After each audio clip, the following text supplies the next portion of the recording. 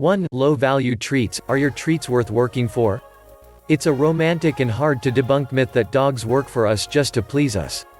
In reality, as opportunistic beings, dogs are most likely thinking, "What's in it for me?" according to the Association of Pet Dog Trainers, APDT.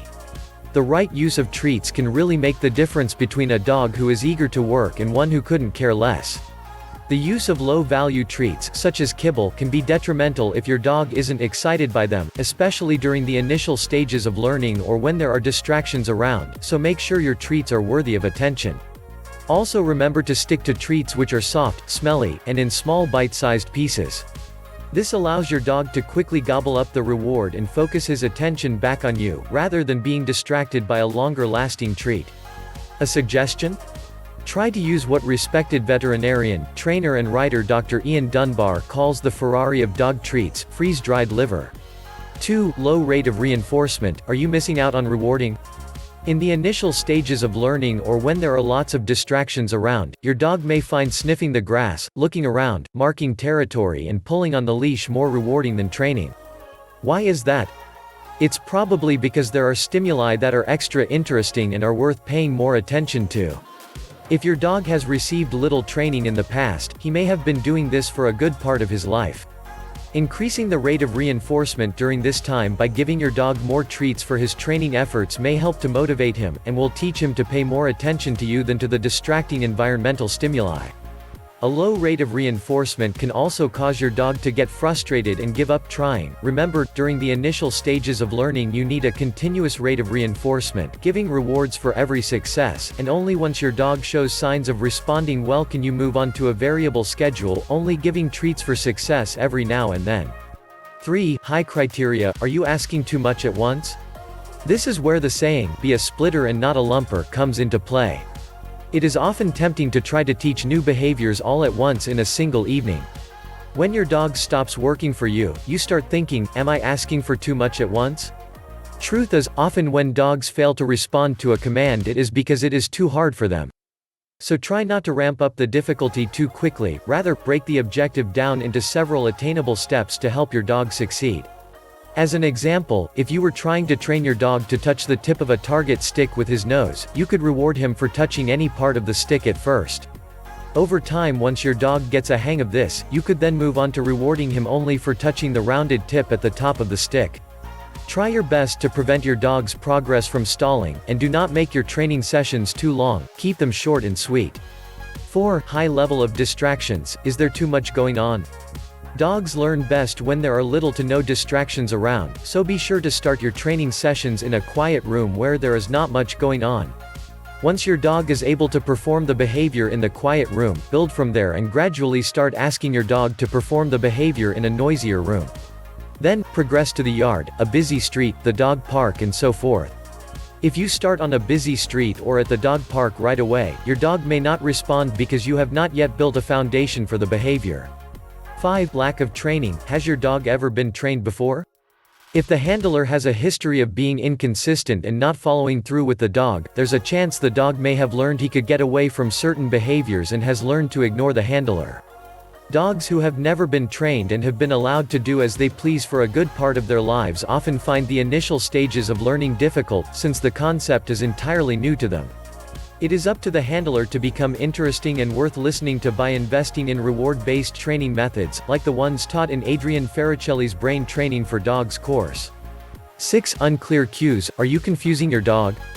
Dogs thrive on consistency, so make sure you always use the same command cue and that all other people training the dog are on the same page.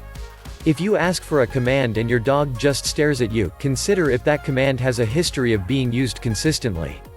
In classes, it is not uncommon to encounter a family where the wife uses "come" to call the dog, the husband uses the dog's name, and the kids just say "here." Don't ask for behaviors in multiple ways, and make sure your body language is congruent with the verbal command. Dogs find body language more salient than verbal cues. Also, try your best not to repeat commands over and over, otherwise your dog will learn not to listen to the first time you say it, but will wait for you to finish your sentence instead.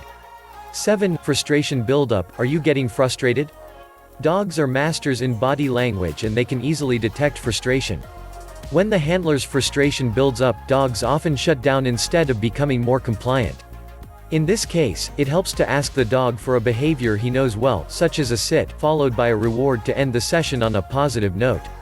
You can try the exercise again a little bit later, possibly further splitting the exercise into smaller sections if it was too hard for your dog. Also, keep in mind that if you start raising your voice, bending down or getting into your dog's face, you are intimidating him dog and he will feel the need to send you appeasement signals and default behaviors, rather than listening to your commands. 8. Emotional problems. Are emotions getting in the way? If a dog is fearful, anxious or nervous, his emotional state may interfere with training. This is because the dog is often in a fight or flight state which affects his cognitive function, impairing his ability to learn.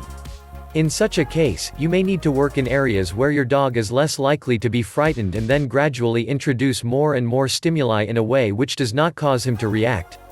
As an example, if your dog was frightened of thunder, instead of immediately exposing him to recordings of thunderstorms on full volume, you should first play them at a very low volume, where he acknowledges the sound but does not become scared. After rewarding your dog while the sound is played, you would, over time and numerous training sessions, increase the volume at which you play the recording.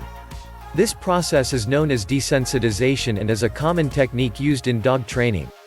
9. Health considerations. Is your dog in pain or uncomfortable? If your dog ignores you, he may be feeling unwell or uncomfortable. If your dog has always been obedient and is now slacking off, it is best to have your veterinarian rule out any medical problems. Sloppy sits or a reluctance to lay down may be indicative of orthopedic problems. Aside from medical problems, some dogs may not like to be trained on certain surfaces, or perhaps the weather is too hot, too windy or too cold. There are a multitude of possibilities. Often, a distracted dog may simply need to relieve himself or get a drink of water. Consider how well you could perform in an exam if you were busting to use the bathroom. 10. Are you forgetting to brain train your dog? Many owners are not aware of this, but when it comes to dogs, idle minds are the devil's workshop. Yet many owners are happy to leave their dogs bored by the fireplace all day, leading to untold behavior problems. The simple secret to a well-trained dog is engaging their mind and getting them thinking. In the wild, before domestication, dogs would spend much of their lives performing tasks necessary for survival. Even in more modern history, dogs had special roles to perform in their relationships with humans. You can still see these natural drives in dogs today. For example, you will notice how beagles love to follow scents, how some terrier breeds love to dig, and how treeing coonhounds bark upon noticing prey up a tree. Unlike humans who perhaps dread the 9-to-5 grind, dogs actively want to work, and when they do not, they become prone to behavior problems, disobedience, and poor psychological well-being. Many owners spend thousands on dog training when the solution could be as simple as providing Rover with more mental stimulation. Fortunately, brain training for dogs offers a solution to this problem. Written by professionally certified trainer Adrian Faricelli CPDT CA, whose work has appeared in USA Today, EveryDog Magazine, Nest Pets and more, Brain Training for Dogs is one of the first training programs to not only teach obedience, better behavior, important skills and tricks, but to also work on increasing intelligence and engaging the dog's brain too.